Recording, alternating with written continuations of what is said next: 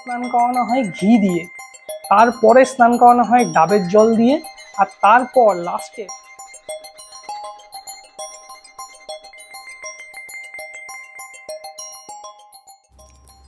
আজ একটা অনেক পুরনো মন্দিরের ব্যাপারে আপনাদের সাথে সাক্ষাৎ করাতে চলেছি। চলুন দেখা যাক যে মন্দিরটি ঠিক কেমন আর আপনাদের ভালো লাগে কিনা।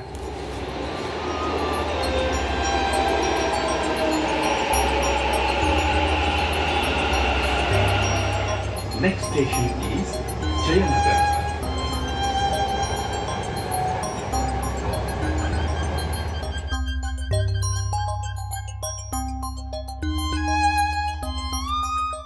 যেই মন্দিরটির ব্যাপারে আজকে আমরা ডিসকাস করতে চলেছি সেটির প্রাঙ্গণ সুন্দরভাবে সজ্জিত, যার মধ্যে রয়েছে একাধিক শিলালিপি এবং চিত্রকর্ম, যা দক্ষিণ ভারতের ঐতিহ্যবাহী স্থাপত্যের নিদর্শন।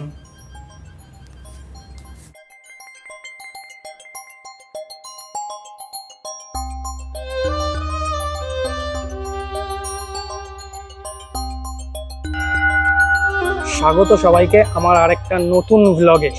আজ আমি এসেছি ব্যাঙ্গালোরে টিপু সুলতান ফোর্টের পাশে একটা মন্দির আছে যেটা কিনা 500 বছর পুরনো। এই মন্দিরটির নাম হচ্ছে কোটে শ্রী ভেঙ্কটারমণা প্রসন্না টেম্পল। এই টেম্পলটাকে মনে করা হয় যে এটি 500 বছর পুরনো, আর এখানে যে ভগবান বা দেবতা রয়েছে সেটি হচ্ছে বিষ্ণুরই আরেকটা অবতার, যার নাম হচ্ছে ভেঙ্কটেশ্বরা। তো চলুন মন্দিরটা আপনাদেরকে ঘুরিয়ে দেখাই।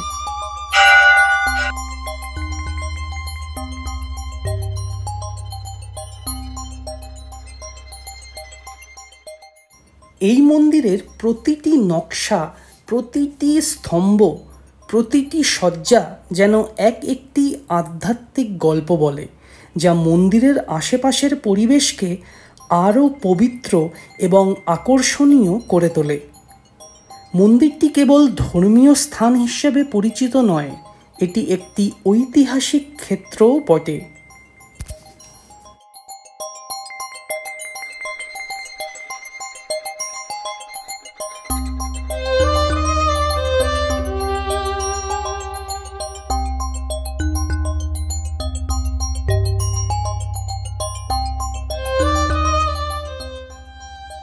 ইতিহাসবিদদের মতে এই মন্দিরটি টিপু সুলতানের সময়কালে একটি গুরুত্বপূর্ণ ভূমিকা পালন করেছিল। টিপু সুলতান নিজে এই মন্দিরে পূজা অর্চনা করতেন এবং তার রাজ্য পরিচালনার সময় মন্দিরটি শাসনকর্তা এবং সাধারণ জনগণের জন্য এক আধ্যাত্মিক আশ্রয়স্থল হয়ে উঠেছিল।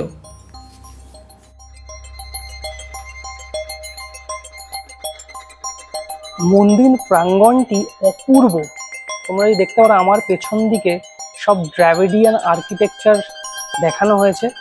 এরা যে এত সুন্দর স্ট্রাকচার পাথরের মধ্যে কি করে খোদাই করতো, সায়েন্টিস্টরা আজও ব্যাফেলড এই জিনিসটা নিয়ে। ব্যাঙ্গালোরে এলে বা কর্ণাটকাতে এলে প্লিজ তোমরা টেম্পলস ভিজিট করো, শপিং মলস ভিজিট না করে, কারণ টেম্পলসে প্রচুর হিস্ট্রি দেখতে পারবে, প্রচুর কিছু জানতে পারবে। তো তোমাদেরকে একটা শেষনাগের একটা মূর্তি দেখাই, আর এখানে মূর্তিগুলোকে সুন্দর করে প্রিজার্ভ করা হয়েছে যাতে কেউ নষ্ট না করতে পারে।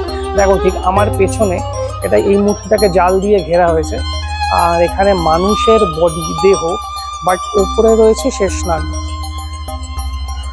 তোমরা যদি কেউ জানো যে শেষনাগ কি আমায় কমেন্টে জানাও। আমি তো জানি, বাট শেষনাগের হিস্ট্রি কিন্তু একটা অতুলনীয় একটা মানে ব্যাপার আর কি, খুবই ইন্টারেস্টিং। প্লিজ তোমরা যদি জানো জেনে নাও, যদি না জানো তাহলে জেনে নাও, আর যদি জেনে থাকো তাহলে আমাকে কমেন্টে জানাও।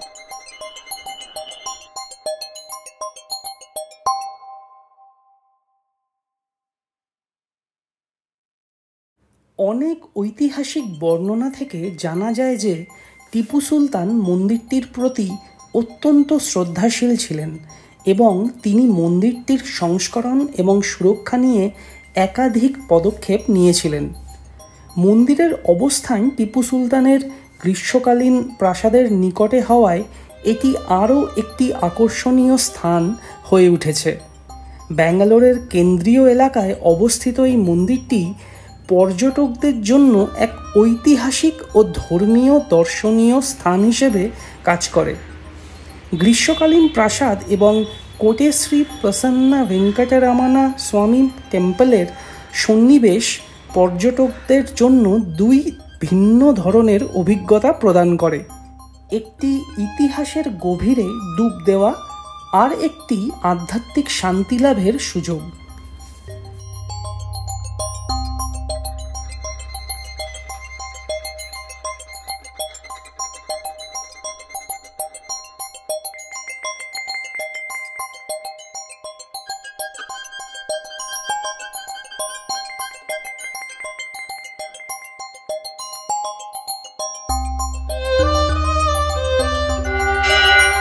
মনে করা হয় যে এই মন্দিরে যে বিষ্ণুর অবতারটা ছিল, দ্যাট ইজ ভেঙ্কটেশ্বরা, এনার পাওয়ার ড্র হতো লক্ষ্মী থেকে। তো এই মন্দিরটার ঠিক পেছন দিকে মন্দিরের প্রাঙ্গণে আরেকটা দেবীরও মূর্তি আছে, সেই দেবীটি হচ্ছে লক্ষ্মী দেবী।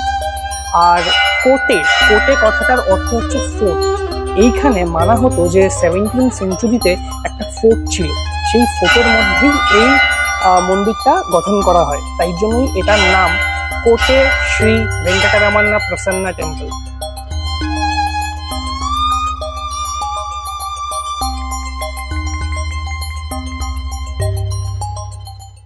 বিশেষ উপলক্ষে যেমন দীপাবলি, বৈশাখী পূর্ণিমা বা অন্যান্য হিন্দু ধর্মীয় তিথিতে এই মন্দিরে আয়োজন করা হয় বিশাল উৎসব এবং অনুষ্ঠান। সেসব দিনগুলোতে মন্দিরের পরিবেশ এক নতুন রূপ ধারণ করে। দ্রাভিডিয়ান আর্কিটেকচারের সাথে সাথে এখানে তোমরা কিছু দেখতে পারবে বিজয়নগরা আর্কিটেকচারও। তো যদি দেখতে পারো মন্দিরটার ডিজাইন কিন্তু বিজয়নগরা স্টাইলে করা হয়েছে। বিজয়নগরা একটা শহর ছিল অনেক আগে কর্ণাটকাতে, এখনো রয়েছে বাট অন্য নামে। কি নামে রয়েছে সেটা যদি জানো আমায় কমেন্টে জানাও।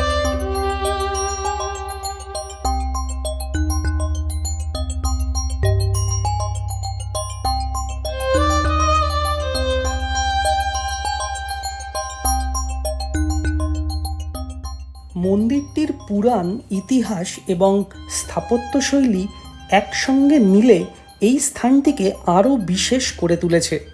এটি ব্যাঙ্গালোরের ধর্মীয় ও সাংস্কৃতিক ঐতিহ্যের একটি অবিচ্ছেদ্য অংশ, যা প্রজন্ম থেকে প্রজন্মের মধ্যে তার ঐতিহ্য বহন করে চলেছে।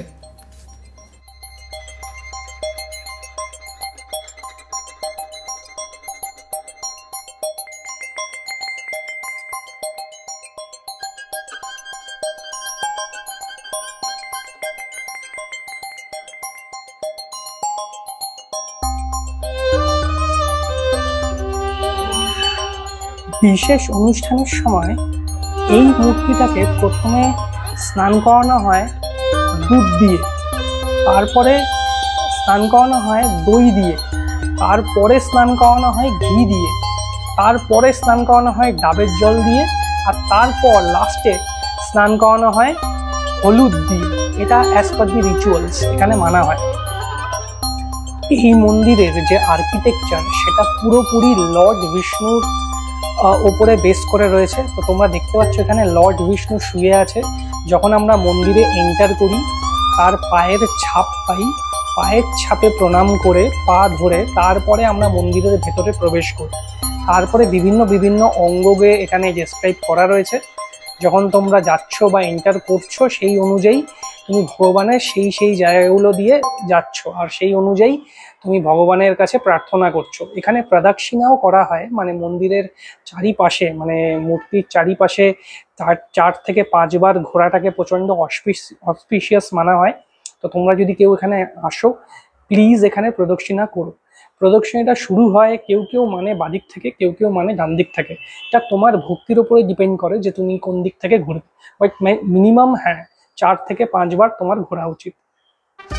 আজকের ভিডিও এইটুকুই। খুব তাড়াতাড়ি ফিরে আসবো এক নতুন গল্প নিয়ে, সঙ্গে থাকুন।